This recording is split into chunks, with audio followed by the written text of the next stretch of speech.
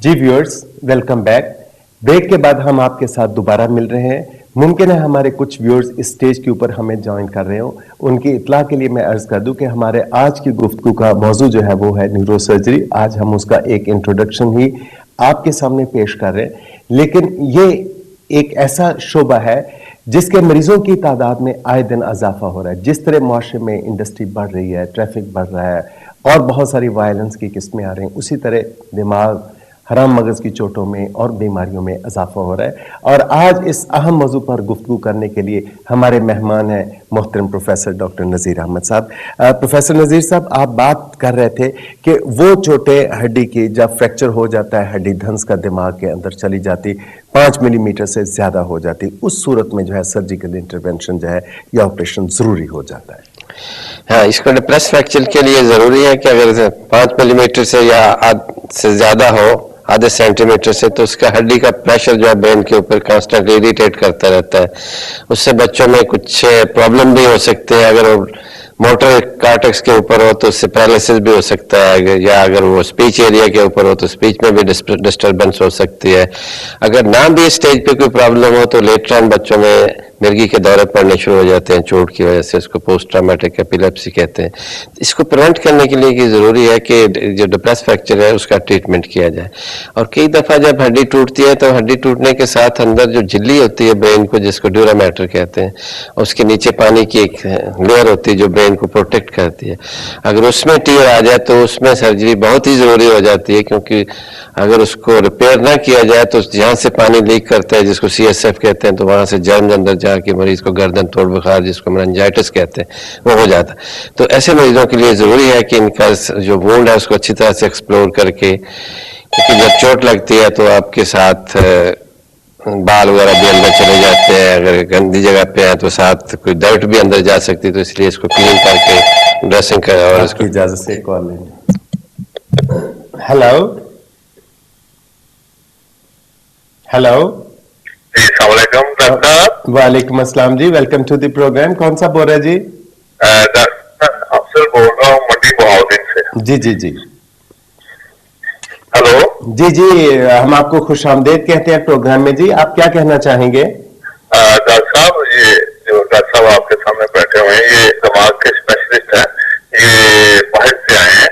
तो फिक्र भी करो। मैंने पूछना है कि मेरे एक दोस्त है, उनका एक्सीडेंट हुआ था। हाँ जी हाँ जी। तो उस एक्सीडेंट के बाद उनके दिमाग पे चोट लगी। वो जिंदा तो है लेकिन पैरालाइज हो चुके हुए हैं जी। वो बिल्कुल व्हील चेयर पे है, बोलते भी नहीं है बिल्कुल ना। तो उनका मतलब बिल्कुल समझे कि जिंदा भी है लेकिन मरे हुए।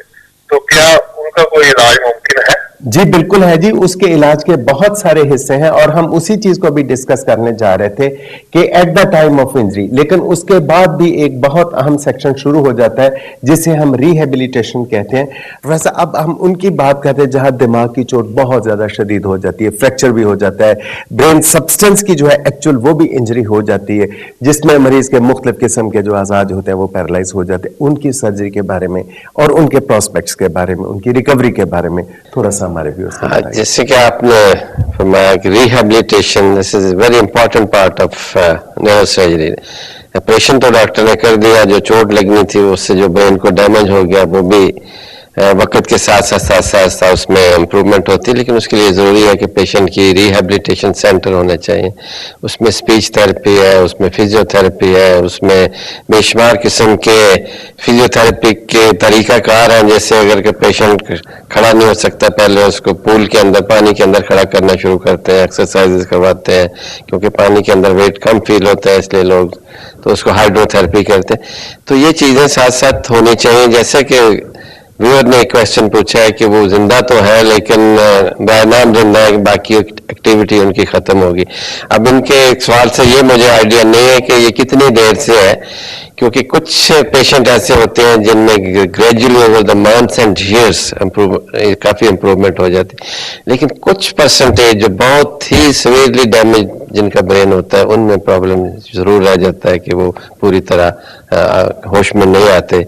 उनकी लाइफ ऐसे ही होती है जैसे उसको हम मेडिकल टर्म में कहते हैं वेजिटेटिव लाइफ, जो है कि उनको खाना दे दिया, खा लिया, उनको ना सोच है ना समझ है, बस उनकी केयर है जितनी हम कर सकते हैं।